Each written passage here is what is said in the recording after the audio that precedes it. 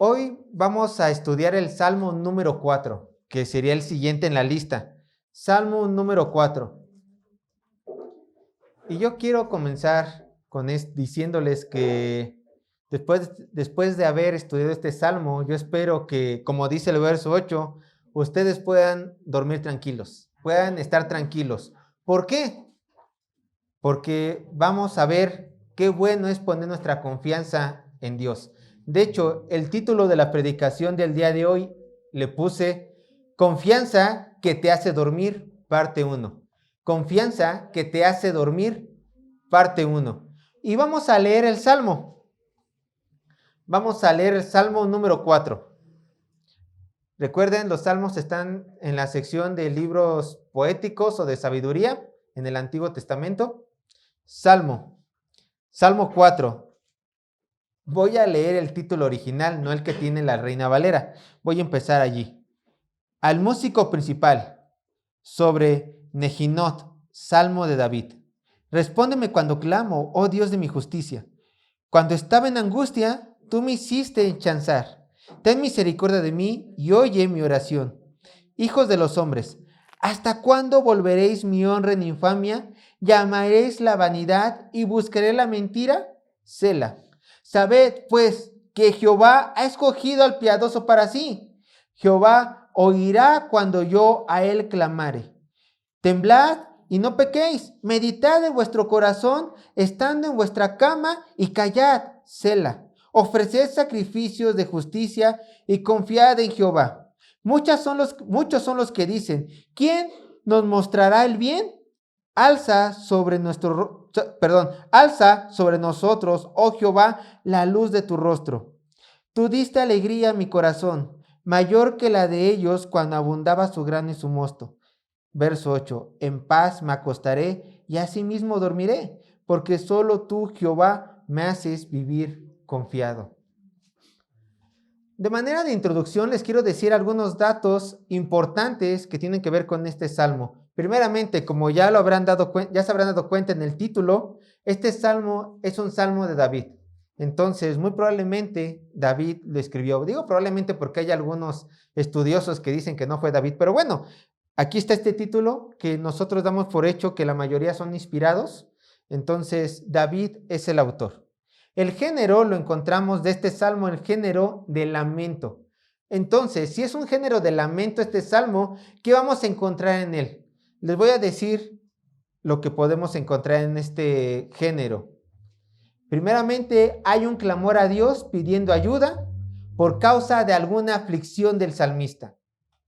En estos salmos también encontramos una confesión de confianza a Dios. Entonces, un clamor pidiendo al Señor una respuesta porque está en angustia, y también vamos a encontrar una confesión de confianza en el Señor. Esto lo encontramos en los salmos de Lamentaciones. Pero noten que este salmo tiene un título. Dice la palabra de Dios: al músico principal, sobre Nehinot, Salmo de David. Vean, cuando se refiere al músico principal, David se está dirigiendo al director, a la persona encargada de la música del santuario, o sea, al director de orquesta. Se está dirigiendo a él. Es una nota para él. Y la nota es la siguiente: al músico principal, sobre Nehinot, Salmo de David. Bueno, ¿qué es Nehinot? Significa sobre instrumento de cuerda, o algunos diccionarios dicen literal sobre instrumentos de mano. Entonces, David le está dando una instrucción de algo especial, algo que desconocemos, al músico principal, o sea, al director de orquesta, al encargado de la música, que tiene que hacer algo con los instrumentos de mano, o sea, con las arpas o con los címbalos. Pero hay algunas personas que creen que Nehinot no quiere decir instrumento de mano, sino que quiere decir instrumento de viento. Entonces, si es este el caso, le está dando una instrucción al le está dando una instrucción al director de orquesta que tiene que hacer algo con los instrumentos de viento como la flauta. Bueno, sea uno el caso o sea el otro, chiste que está dando una instrucción, ¿a quién? Al músico principal. ¿Qué es lo que vamos a ver en este salmo? ¿Qué es lo que vamos a ver en estas dos predicaciones? Primeramente veremos que la verdadera confianza la tienen los piadosos.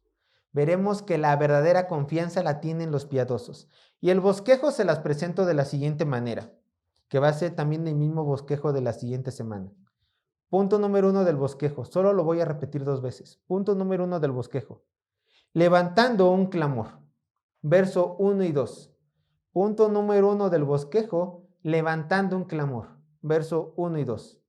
Punto número 2 del bosquejo, Dios escucha a los piadosos. Verso 3 al verso 5. Punto número 2, Dios escucha a los piadosos. Verso 3 al verso 5. Y por último, punto número 3 del bosquejo, confianza en el Dios que escucha. Verso 6 al 8. Verso 3, confianza en el Dios que escucha. Verso 6 al 8. Una vez ya teniendo el bosquejo en nuestras mentes, vamos ahora sí a proceder al Salmo. Dice el verso 1. Respóndeme cuando clamo, oh Dios de mi justicia. Cuando estaba en angustia, tú me hiciste ensanchar. Ten misericordia de mí y oye mi oración. Vamos a ir desglosándolo. Primeramente dice, respóndeme cuando clamo. Quiero que noten que David inicia este salmo llamando a Dios en medio de una angustia.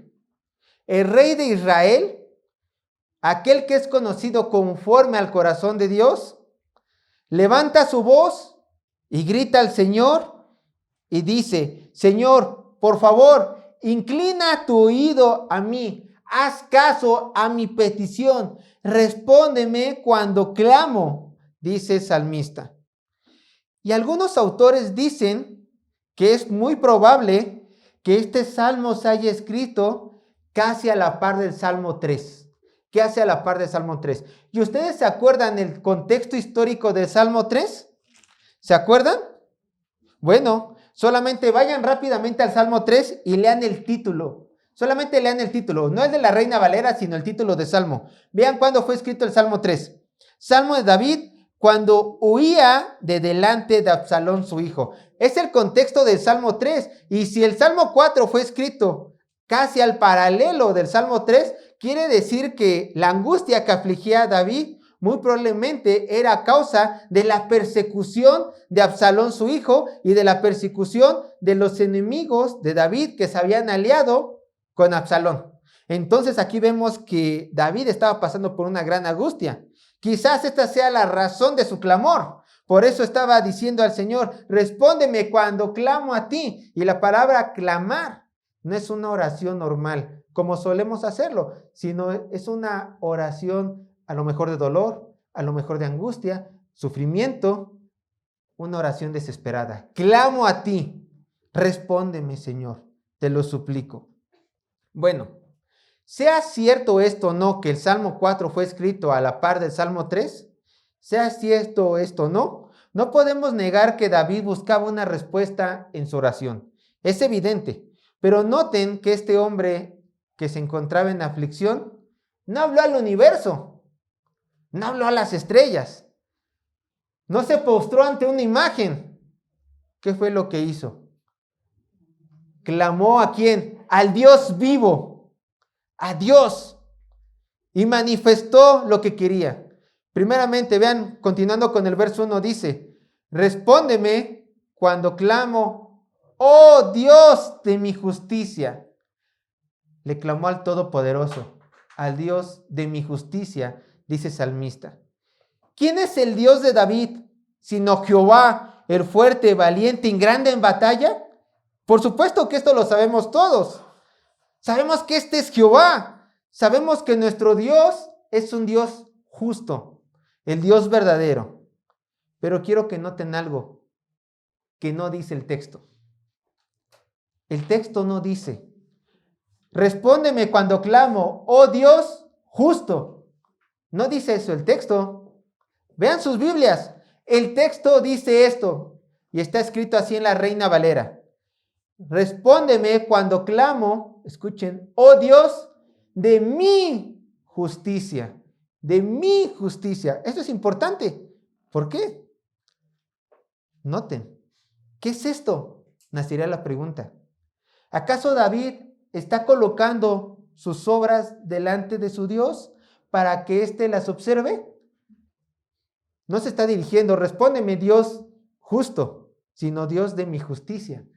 David, aquí, ¿qué está haciendo? Como lo dije, está mostrando sus obras. Ve mis obras, Señor. Ve mis obras. Dios de mi justicia. David está suplicando a Dios que le escuche, que le conteste su clamor, ya que, escuchen, ya que él está actuando correctamente. Por eso el salmista dice, Dios, ve mis obras, ve que estoy actuando conforme a tu ley, ve que estoy actuando conforme a tu voluntad. Por eso te ruego, te suplico, me contestes. Ahora, hermanos, hay que entender algo. Es una cosa muy, pero muy importante. Escuchen, ninguna obra puede salvar al ser humano. Ninguna obra puede salvar al ser humano. Y esto lo deja ver bien claro el apóstol Pablo en Efesios capítulo 2, verso 8 al 9. Vean lo que dice Efesios capítulo 2, verso 8 al 9. Aquí encontramos uno de los más grandes versículos donde nos hablan que la salvación no es por obras, sino por gracia. Vean lo que dice Efesios capítulo 2, verso 8 al 9. Dice así la palabra de Dios. Escuchen. Porque por gracia sois salvos por medio de la fe. Y esto no de vosotros, pues es don de Dios. Escuchen, verso 9. No por obras, para que nadie se gloríe. Entonces me está diciendo, bueno, David no estaba orando por salvación personal. Estaba orando ¿para qué? Para que el Señor examinara su vida y dijera, voy a ayudar a mi hijo, voy a escuchar a mi hijo. Quiero también que quede otra cosa clara. Aunque nuestras obras no sirvan para nuestra salvación y no aporten nada, repito, para nuestra salvación, para ser salvos ante los ojos de Dios, las obras sí sirven, 1, para manifestar al mundo y 2, mostrar a Dios nuestra fe genuina. Para eso sirven las obras, para manifestar al mundo nuestra fe y para también manifestar a Dios que realmente la amamos. ¿Dónde lo encontramos? En Santiago capítulo 2, verso 1 al 8. Hermanos, las obras son necesarias para el cristiano como evidencia de su salvación. Santiago capítulo 2, verso 18 dice así. Santiago capítulo 2, verso 18. Pero alguno dirá, tú tienes fe y yo tengo obras. Muéstrame tu fe sin tus obras y yo te mostraré mi fe por mis obras. ¿Ya se dan cuenta lo que dice Santiago? No existe el cristiano que diga que tenga mucha fe y que no obre conforme a la voluntad del Señor. Yo tengo fe en mi Dios. Háblale al que te odia. No, pero yo tengo fe en Dios. Dice Santiago, eres un mentiroso. Tu fe es falsa. Porque si tuvieras realmente una fe genuina, tú manifestarías esa fe en obras, hablándole a esa persona que te hizo mal, a ese enemigo tuyo. Y así podemos poner cualquier ejemplo que tenga que ver con el pecado y la santidad, por supuesto. Por lo tanto, si hemos obrado conforme a la voluntad de Dios, hermanos, podemos nosotros, todos nosotros, esperar que nuestras oraciones sean contestadas, como David lo esperaba, como David colocaba también sus obras delante de él. Vean lo que dice Primera de Juan, capítulo 3, verso 22. Primera de Juan, capítulo 3, verso 22.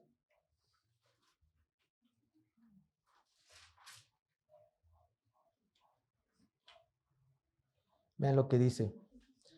Y cualquiera cosa que pidiéramos, la recibiremos ¿de quién? De Él. Pero escuchen, porque, aquí viene la razón, porque guardamos sus mandamientos y hacemos las cosas que son agradables delante de Él. ¿Quieres que tu oración sea contestada? ¿Quieres recibir todo lo bueno de parte de Dios por medio de las oraciones? 1, guarda sus mandamientos. Y 2, haz su voluntad. Si no, tus oraciones no van a ser contestadas por parte de Dios. Por supuesto, si tú guardas los mandamientos de Dios y haces la voluntad de Dios, escúchame bien, esto te da el derecho divino de humildemente levantar tu voz a Dios y decir, Padre, por favor, escucha mi oración. Como David, Señor, mis obras son buenas, tú lo has visto, no he hecho mal a nadie, cumplo tu palabra, me deleito en tus estatutos.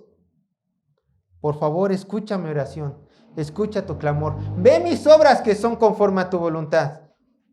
Por favor, te lo suplico. Esa misma actitud la puedes tener tú. ¿Y quién crees que lo que Dios hará cuando vean tus obras, tu humildad, tu reverencia, tu amor hacia Él? Tienes razón, tienes razón. Yo he visto tus obras, yo veo que amas mi palabra, yo he visto tu caminar, veo que te importo, te escucho. Y es más, actúo en tu oración. ¿Se dan cuenta? Así es como tiene que ser. Pero vean algo, David no solamente echa mano de sus obras para que Dios le responda, sino que apela a anteriores obras que Dios ha hecho en su vida, a anteriores ayudas divinas. Vean lo que dice el texto. Verso 1. Seguimos en el verso 1. Cuando estaba en angustia, tú me hiciste ensanchar. Literalmente dice el texto, en mi angustia me diste espacio. En mi angustia me diste espacio. Es decir, cuando me encontraba en aprietos, en estrechura, tú me sacaste a libertad. Ten la idea como un animal pequeño que es cazado por un cazador y que lo mete en una jaula pequeña donde apenas cabe. Bueno, esta es la estrechura. Pero ¿qué dice David? Tú me sacaste de mi estrechura. Ahora da la idea de alguien que abre la jaula del cazador y que el conejo sale a un cuarto. No, al bosque. Amplio, es amplio el lugar. Libertad. Esta es la idea. Yo estaba enjaulado, yo estaba en una jaula, yo estaba en estrechura, pero llegaste tú, Señor, y me diste libertad. Tú actuaste anteriormente así. En muchas ocasiones, Padre, te pido que hoy actúes de la misma manera. Humildemente te lo pido. Tráeme hoy también libertad, como lo hiciste anteriormente. David, déjenme decirles que David no pidió oportunidad para hablar de los prodigios que Dios había hecho en su vida. Vean lo que dice en 1 de Samuel, capítulo 17, verso 33 al 37. 1 de Samuel, capítulo 17, verso 33 al 37. Como contexto histórico, David fue a ver a sus hermanos por un encargo de sus papás y se encuentra que hay un gigante que está retando al ejército de Israel.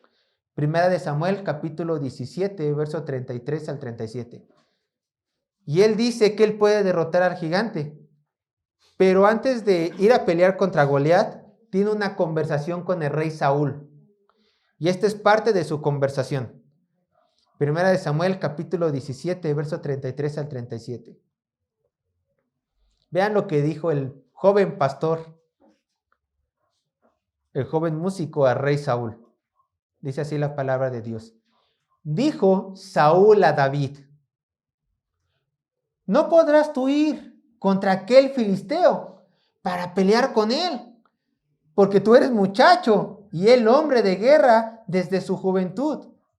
David respondió a Saúl, tu siervo era pastor de las ovejas de su padre, y cuando venía un león o un oso y tomaba algún cordero de la manada, salía yo tras él y lo hería, y lo libraba de su boca. Y si se levantaba contra mí, yo le echaba mano de la quijada y lo hería y lo mataba. Verso 36. Fuese león, fuese oso, tu siervo lo mataba. Y este filisteo incircunciso será como uno de ellos, porque ha provocado al ejército del Dios viviente. Pero vean el verso 37, aquí viene lo interesante. Añadió David, Jehová, que me ha librado de las garras del león y de las garras del oso, él también me librará de la mano de este filisteo. Y dijo Saúl a David, ve y Jehová esté contigo. ¿Se dan cuenta? David le dijo a Saúl, yo he peleado contra osos, yo he peleado contra leones, yo he salido en pie en todas mis batallas, pero David pone, no como cereza del pastel, sino la razón de sus victorias, porque Jehová me ha librado. David reconocía que su Señor, en momentos de angustia, en momentos de aflicción, era el que lo sacaba adelante. ¿Y no creen que es una buena práctica, al igual que David, nosotros andar recordando de las veces que el Señor nos ha librado de aflicciones y de angustias? Cada vez que tú oras en clamor al Señor, Señor, una nueva prueba se pone delante de mí. Sí, ora en clamor.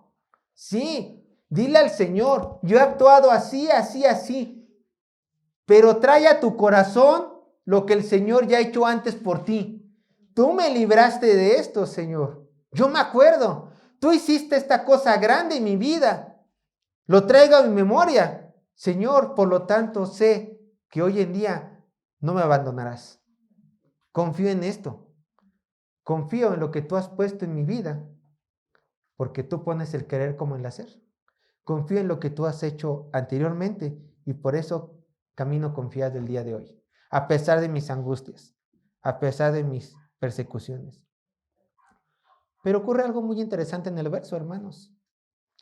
El verso 1, al parecer, David estaba, yo así me imagino, por supuesto, levantando la voz al Señor, alzando su cabeza al cielo. Bueno, el Señor está sobre todos nosotros. El Señor está sobre todos nosotros. Yo imagino a David en angustia, levantando su voz al cielo y diciendo esto al Señor, escúchame, ve mis obras. Tú me has librado antes, por favor, ten misericordia de mí. ¿Por qué hace esto el Señor? ¿Por qué hace esto David? Vean lo que dice el Salmo 5, verso 1. Dice, ten misericordia de mí y oye mi oración. Ten misericordia de mí y oye mi oración. ¿Tienes a David orando al Señor por un clamor? Pidiendo que vea sus obras, trayendo él a su mente las veces que el Señor lo ha librado, pero como amarrando todo, como la cadena irrompible, dice, ten misericordia de mí.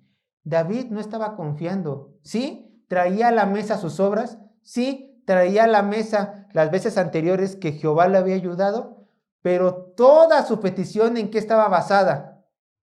En la misericordia de Dios. Señor, si he de tener contestación en esta petición, no es por mí, es por ti, en tu misericordia. Por eso, ya que he apelado a tu misericordia, oye mi oración. Humildad es lo que David rebosaba en estos versículos. Humildad. Pero bien, ahora sí, David, en el verso 1 es algo interesante. Se dirigió a Dios, pero ahora va a agachar su mirada y le va a hablar a la gente que está a su alrededor, específicamente a sus enemigos. Verso 2, Salmo 4, verso 2. Salmo 4, versículo 2. Anteriormente les había dicho Salmo 5, ¿verdad? No, me equivoqué. Salmo 4, estamos en Salmo 4. Salmo 4, vean lo que dice, Salmo 4, versículo 2. Hijos de los hombres, ¿hasta cuándo volveréis mi honra en infamia? ¿Amaréis la vanidad y buscaréis la mentira? Sela. Vamos a ir desglosándolo. Primero, hijos de los hombres. O también se puede traducir estas palabras como hombres de alto nivel, que será la traducción más exacta. Hombres de alto nivel, es decir, personas con un alto cargo social. Y al parecer los enemigos de David eran personas importantes, reconocidas, de alto estatus. Se dirige ahorita a sus enemigos. Pero también hay algo importante. Dice el texto, ¿hasta cuándo volveréis mi honra en infamia? Matthew Henry, el comentarista Matthew Henry, dice que una mejor traducción de este texto es el siguiente. ¿Hasta cuándo deshonraréis al que es mi gloria? Porque a fin de cuentas David se está refiriendo a sus enemigos. Entonces, parafraseando el texto, este verso se podría leer de la siguiente manera. Recuerden, ya no le está hablando a Dios, ahora se está dirigiendo a sus iguales, a sus enemigos. Hombres importantes, distinguidos y de alto nivel. A ustedes me dirijo. ¿Hasta cuándo deshonraréis al que es mi gloria? ¿Amaréis la vanidad y buscaréis la mentira? Se está dirigiendo hacia ellos. Y aquí vemos a David hablándoles a estos hombres de alto cargo social y diciéndoles, ¿hasta cuándo van a seguir pecando ustedes? ¿Hasta cuándo van a seguir pecando? ¿Hasta cuándo van a seguir ustedes deshonrando al Dios poderoso, amando las vanidades y buscando las mentiras de este mundo? Es lo que está haciendo David. Pero, a pesar de que David se está refiriendo en el contexto histórico, en el contexto a sus enemigos, ¿acaso estas palabras no también se pueden traspasar a cualquier inconverso? ¿Hasta cuándo vas a deshonrar tú a Dios? ¿Hasta cuándo tú vas a buscar tu vanagloria? ¿Hasta cuándo vas a amar, vas a seguir amando las mentiras? Si tú haces esta pregunta a un inconverso, diciéndole, ¿no te has cansado de esa mala manera de vivir? ¿Hasta cuándo vas a dejar de pecar? ¿Saben qué nos van a contestar los que no aman a Dios? Nos van a contestar lo siguiente. Yo voy a dejar mi manera de vivir hasta que me canse y me sacie de pecar. No encuentro un placer mayor que este. Yo no me encuentro placer en lo santo. Por lo tanto, desconozco a tu Dios, a quien dices tú glorificar. Yo viviré hasta el último día de mi vida amando mi pecado, buscando riquezas, gloriándome en todo lo que me produzca mi placer. Y aunque a nosotros los cristianos nos horrorice estas palabras, la Biblia dice que es lo natural de ellos. Es lo natural. Vean lo que dice Romanos 8:8.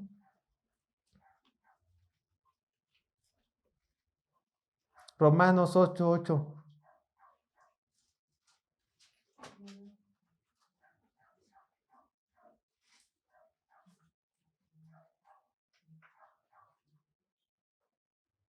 Dice Romanos 8:8. Y los que viven según la carne no pueden agradar a Dios. Así son los inconversos. No pueden. No pueden cambiar. No pueden dejar el pecado. ¿Por qué? Porque no quieren. Porque no quieren dejar su pecado. Y otra, porque no pueden, porque no tienen al Santo Espíritu de Dios en ellos. Estos hombres, en arrogancia, ven sus pecados como coronas. Yo pequé más, yo robé más, yo adulteré más, yo engañé más, yo mentí más, yo odié más. Lo ven como coronas. Yo tengo el carácter, ¿cómo dicen? Fuerte. No es cierto. No lo tienen fuerte, lo tienen débil porque se dejan guiar por sus pasiones. Ese es un carácter débil. dejarte llevar por todas tus pasiones. Ellos que ven como estos pecados como gloria, yo me tomé tantas caguamas. Yo aguanto esta droga, ¿no? Yo ando con tantos. Estos que ven como glorias estas coronas, en el día de juicio, hermanos, estas coronas se van a convertir en clavos para su cabeza. Y el Señor los va a juzgar por cada uno de sus pecados. Vean lo que dice Números 14:18. Números 14:18.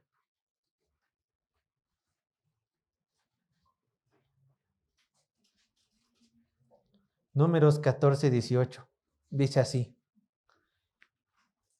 Jehová, tardo para la ira y grande en misericordia, que perdona la iniquidad y la rebelión. Y aquí todos aplauden. Bien, Jehová es bueno, sí, pero vean, aunque de ningún modo tendrá por inocente al culpable. Jehová es bueno, sí. Jehová es misericordioso, sí, pero también es justo. Y él no tomará por inocente al culpable. ¿Se dan cuenta? Esto es lo que les espera a los inconversos. Justicia de Dios en el día eterno. Pero vean. Pasa algo muy interesante. Quiero que lo noten. Vean el verso 2. Vamos a leer desde el principio el verso 2 del Salmo 4. Dice, Salmo 4, ya no me equivoqué. Salmo 4, verso 2. Hijos de los hombres, ¿hasta cuándo volveréis mi honra en infamia? ¿Amaréis la vanidad y buscaréis la mentira? Noten lo interesante. ¿Qué dice después de esto? Sela. Esto es interesante. ¿Por qué? Bueno, porque esta palabra nos va a hacer reflexionar. Primeramente, el significado de la palabra Sela se ha perdido con el paso del tiempo. No sabemos su significado real. Pero, dado que este es un cántico, recuerden, los salmos son cánticos, se ha llegado a creer que la palabra Sela es una pausa, ya sea para los músicos o para el canto, una pausa. Este es el significado que se ha vuelto popular a través del tiempo, aunque se desconoce el significado real. Pero vamos a hacer caso a nuestro hermano mayor Charles Spurgeon y vamos a hacer lo que él dice. Él dice que cada vez que en los salmos encontremos un sela, una pausa, tomemos tiempo para meditar. Meditemos. Vamos a hacerle caso a nuestro hermano mayor. Así que aquí hay un sela, vamos a meditar. Vamos a meditar un poco más en este versículo. Es interesante, hermanos, de que a pesar de que el enemigo del rey exhibía los pecados, a pesar de que David en este salmo exhibía a sus enemigos y les llamaba arrepentimiento, nunca pidió juicio para ellos. Si ustedes leen algunos salmos, ¿qué dice? Señor, hasta que se les caigan los dientes. Señor, azótalos. Señor, trae muerte, trae destrucción a nuestros enemigos. Pero en este salmo no es un salmo imprecatorio. No pide destrucción ni juicio a los enemigos. El verso 2, si notan, los exhorta ¿a qué? A un arrepentimiento. ¿A qué se debe esto? Quizá y muy probablemente, estos enemigos de David eran israelitas, sus hermanos. Y por eso no pedía juicio para ellos, sino que pedía ¿qué? Arrepentimiento. Ya no sigan haciendo esto, ya no sigan en esos caminos. Por eso, David pedía misericordia a estos hombres importantes. Les pedía que se arrepintieran por ser sus hermanos de nación. Aquí es donde empezamos nosotros a reflexionar.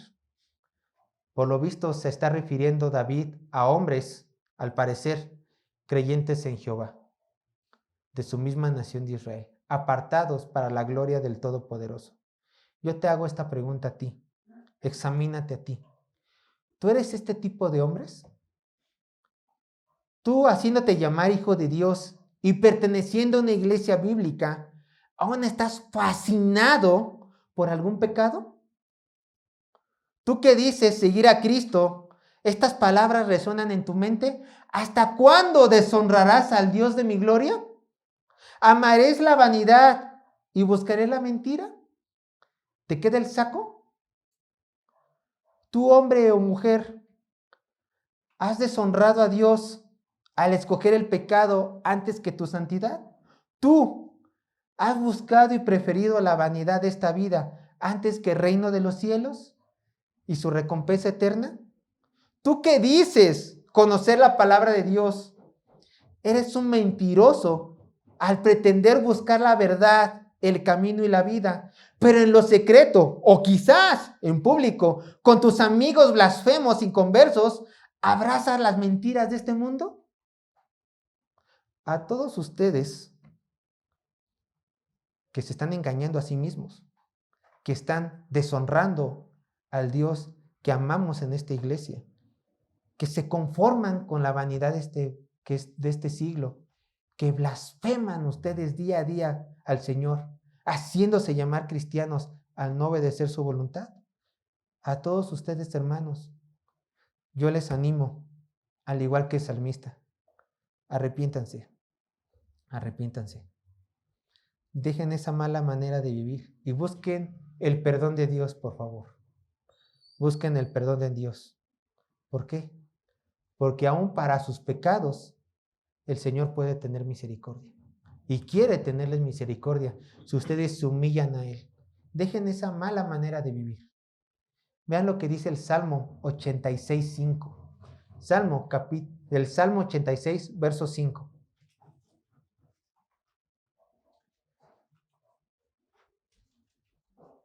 Salmo 86:5. Vean lo que dice Salmo 86:5. Dice así la palabra de Dios. Porque tú, Señor, eres bueno y perdonador, y grande en misericordia para con todos los que te invocan. ¿Ves? Hay perdón de tu pecado. Hay perdón de pecados para todos nosotros. Solamente dice el Señor que Él es bueno y que es perdonador. Ve a Él arrepentido. Te lo suplicamos, el resto de los hermanos de esta congregación, a ti que estás pecando, así como David animaba a sus perseguidores a dejar la blasfemia de esta vida. Pero, si al examinar tu vida, ya no te puedo llamar hermano en este momento, pero si al examinar tu vida has encontrado que amas lo malo porque no has creído en Cristo, que te regocijas en tu maldad porque no estás interesado en poner atención en la palabra de Dios, que lo único que buscas es seguir los mismos caminos que el diablo tenía, engañando, mintiendo, rebelándote contra Dios. Quiero leerte los siguientes versículos para que sepas qué es lo que te espera, para que sepas tu condenación eterna, para que sepas que con Dios no se juega y que en vez de estar de hipócrita en una iglesia haciéndote llamar cristiano, o salgas a vivir tu vida pecaminosa, o que te arrepientas. Pero bueno, si no te arrepientes, esto es lo que te espera. Vean lo que dice Salmo 5, verso 5. Ahora sí el Salmo 5. Salmo 5, verso 5. Dice la palabra de Dios. Y quiero que tú, pecador inconverso, reflexiones en esto. Y también mi hermano santo, también tú reflexiona en todo esto. Dice el Salmo 5, verso 5. Los insensatos no estarán delante de tus ojos. Aborreces a todos los que hacen iniquidad. Si soy pecador, ¿Dios me aborrece? Sí. Si tú eres pecador, Dios te aborrece. Apocalipsis 21:8. Apocalipsis 21:8. Apocalipsis 21:8. Pero los cobardes incrédulos, los abominables y homicidas, los fornicarios y hechiceros, los idólatras y todos los mentirosos tendrán su parte en el lago que arde con fuego y azufre, que es la muerte segunda. Aquí entra cualquier pecado. Todos los pecadores tendrán su parte en el lago de fuego y azufre. Y aquí quiero hacer un énfasis rápido en los mentirosos. Quizás tú no acostumbres decir mentiras, pero eres un mentiroso al hacerte llamar cristiano y no vivir conforme a los mandamientos del Dios Todopoderoso. Eres un mentiroso. Y aquí estarás eternamente si no te arrepientes. Hebreos capítulo 12, verso 14. Hebreos capítulo 12, verso 14.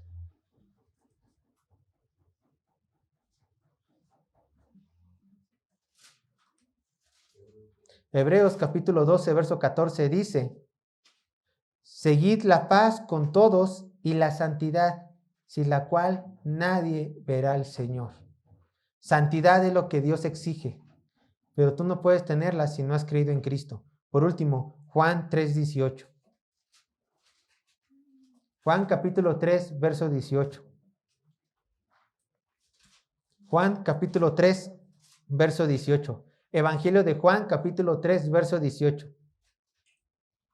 Dice así la palabra de Dios: el que en él cree no es condenado. Escuchen. Pero el que no cree ya ha sido condenado porque no ha creído en el unigénito Hijo de Dios. Condenación eterna es lo que les esperan a las personas que no han creído en Cristo. Condenación eterna es lo que le esperan a los hipócritas que solamente van a las iglesias, se hacen llamar cristianos y viven como el diablo, que se deleitan en sus pecados. Por este destino tan miserable, por este destino tan horroroso que te espera a ti, pecador, yo te digo, por favor, arrepiéntete, cree en Cristo. Que sea el último llamado. Cree en Cristo. Y si tú, hermano, estás en pecado, no deshonres a aquel que dio la vida por ti. No la deshonres. Como estos hombres ilustres del pueblo de Israel que deshonraban a su Dios buscando el pecado. No lo hagas. No lo hagas. Pero bueno, esta es una canción. Continúa en el verso 3. Salmo 4, verso 3. Vean lo que dice Salmo 4, verso 3. Dejamos la reflexión ya a un lado. Vamos al siguiente versículo. Salmo 4, verso 3. Sabed pues que Jehová ha escogido al piadoso para sí. Jehová oirá cuando yo a él clamare. A ver, tenemos primeramente a David en el verso 1 hablándole ¿a quién? A Dios. En el verso 2 tenemos a David hablándole a sus enemigos, lo que prefieren el pecado, lo que están blasfemando en contra de Dios, lo que aparentemente le han hecho mal a David. Y ahora ya voltea a ver, no a un humano, sino ahora sí a sus semejantes, aquellos que aman a Dios igual que él. Ya le está hablando a quienes, a sus hermanos de la fe, aquellos que, aunque pecadores, se esfuerzan en no pecar. Como todos nosotros, por supuesto. En Cristo espero. Dice el Salmo: sabed pues. O sea, las siguientes palabras que va a decir el salmista deben de estar en el corazón y en la mente de todo creyente.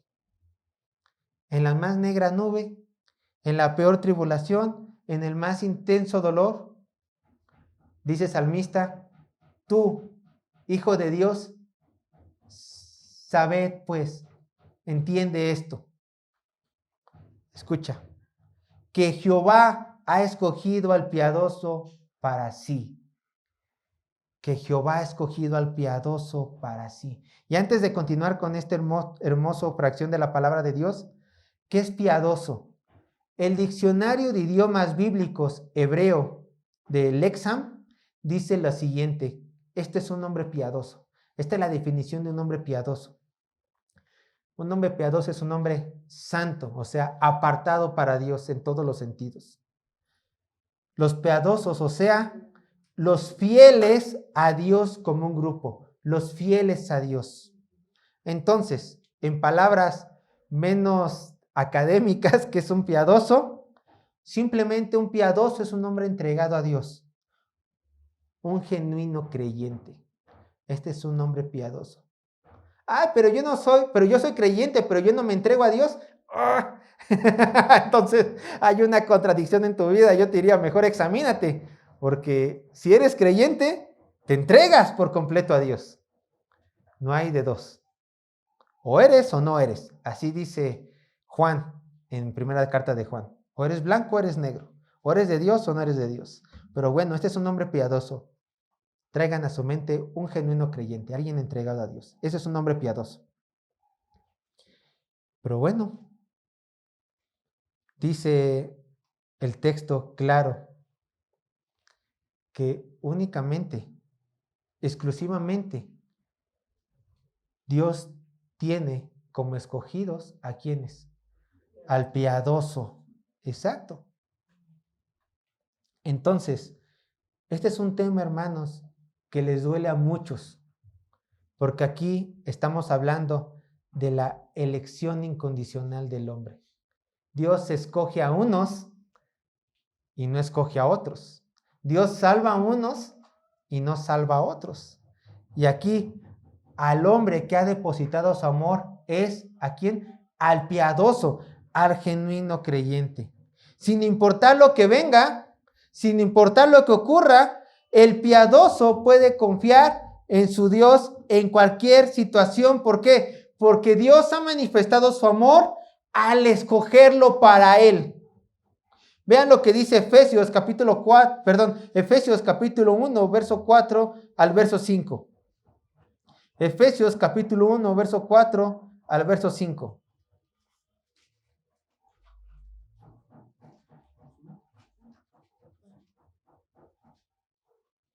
Efesios capítulo 1, verso 4 al verso 5. A este grado llega la elección de tu Dios en tu vida, creyente genuino.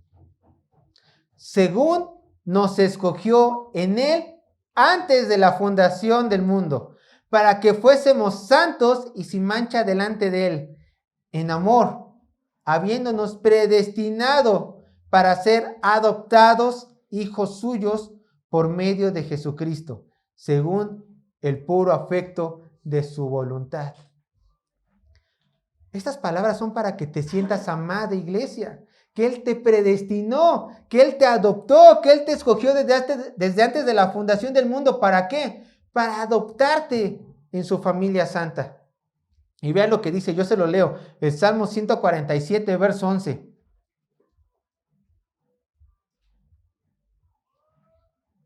Salmo 147, verso 11.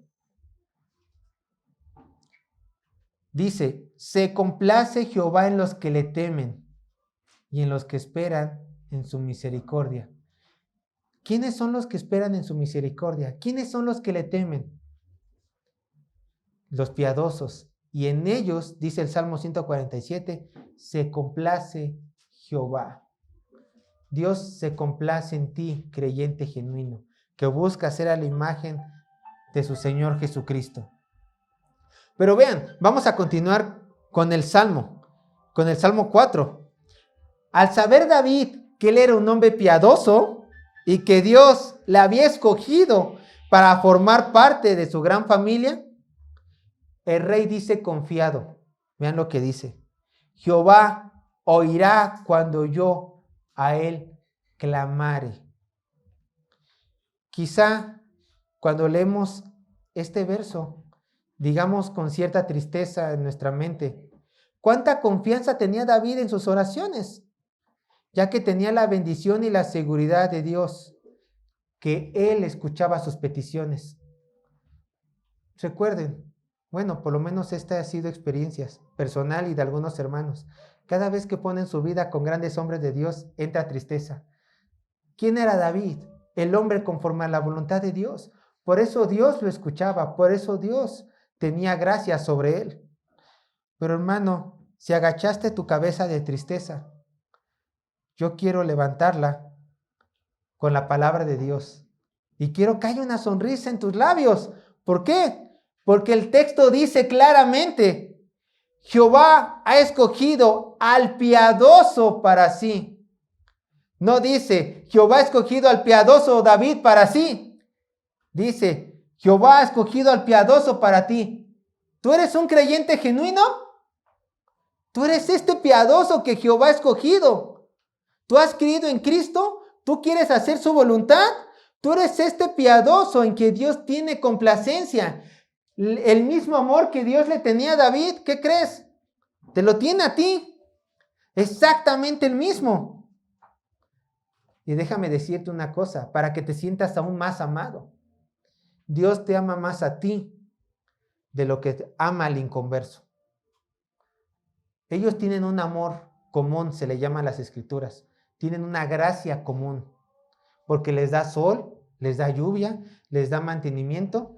Pero a ti, escúchame, hijo de Dios, hija de Dios, a ti Dios te ama de una forma particular, especial, porque en ti tiene complacencia. Entonces, si tu Señor tiene en ti complacencia, si en tu Señor te ve como el santo que eres, ve a su Hijo Jesucristo reflejado en ti. Por lo tanto, cuando tú levantes una oración a Él, puedes esperar que el Señor la conteste. Puedes esperar que el Señor la conteste. ¿Por qué? Porque Jehová ha escogido al piadoso para ti. Por eso dice el salmista, Jehová oirá cuando yo a Él clamare. ¿Y qué crees? Cuando tú clamas, Jehová te escucha. Jehová te escucha. Quiero cerrar esta predicación con un versículo. Vayan a Lucas capítulo 18, versos 7 al 8. Lucas capítulo 18, versos 7 al 8. Lucas capítulo 18, versos 7 al 8. Es un versículo muy conocido. Pero vean, estas son las palabras de nuestro Señor Jesucristo, animando a sus seguidores a que oren. ¿Y acaso Dios no hará justicia a sus escogidos que claman a Él día y noche? ¿Se tardará en responderles? Verso 8. Os digo que pronto les hará justicia. ¿Cómo? Escuchando sus oraciones. Pero, hay un pero, cuando venga el Hijo del Hombre, escucha, ¿hallará fe en la tierra? En otras palabras, dice Jesús, ¿pero tú crees esto? ¿Tú crees que el Señor está escuchando tus oraciones? ¿Tú realmente estás confiado? No por tus obras, que son buenas, que las puedes exponer a Dios, sino por la misericordia de Dios. ¿Estás confiado en que eres amado? No porque tú lo escogiste a Él, sino porque Él te escogió a ti desde un inicio. ¿Eres realmente alguien que ama a Dios? ¿Un piadoso genuino? Entonces no tiene que haber duda en tu corazón. ¿Hallará fe en los corazones de ustedes, hermanos? Espero que humildemente, en temor, digan, sí, Señor, porque espero todo de ti. Ruego que escuches mis oraciones. Pero si tienes poca fe, quizás por eso el Señor no está contestando tu oración. Porque te ama, pero quiere que ejercites tu fe. Quizá. Bueno, hermanos, nos quedamos aquí. En la siguiente sesión vamos a continuar con la parte 2. Vamos a orar.